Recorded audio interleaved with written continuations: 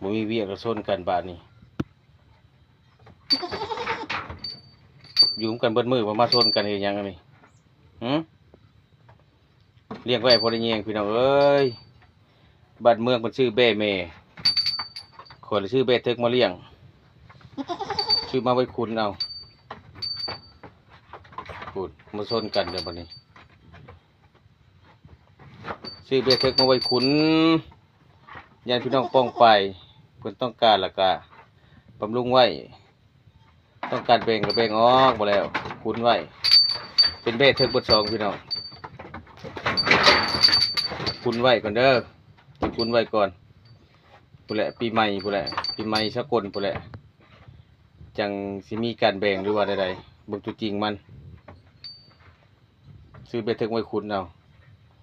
ซื้อแถวบ้านนอกบ้านนาผู้แหละพี่น้องเอ้ยไปเวียกไปงานแล้วก็ทานซื้อน้ำเพิ่นปั่นขอเพิ่นมานี่ก็บ่แม่นราคาธรรมดาเลยพี่น้องเอ้ยตัวน้อยนี่8-9 แสนแล้วได้นี่ได้อันผูน้อย2ผูตัวหนึงฮะตัวละ8-9 แสนน่ะได้แบะเพิ่นแพงเพียงนี่แบะส่วนคือว่าเป็นราคาแท้กับหมูลาดหมูพันธุ์สิบ่ปานใดเนาะหมูลาดก็แพงแบะก็แพงราคาช่วงนี้เป็ดไก่ก็ถือว่าธรรมดา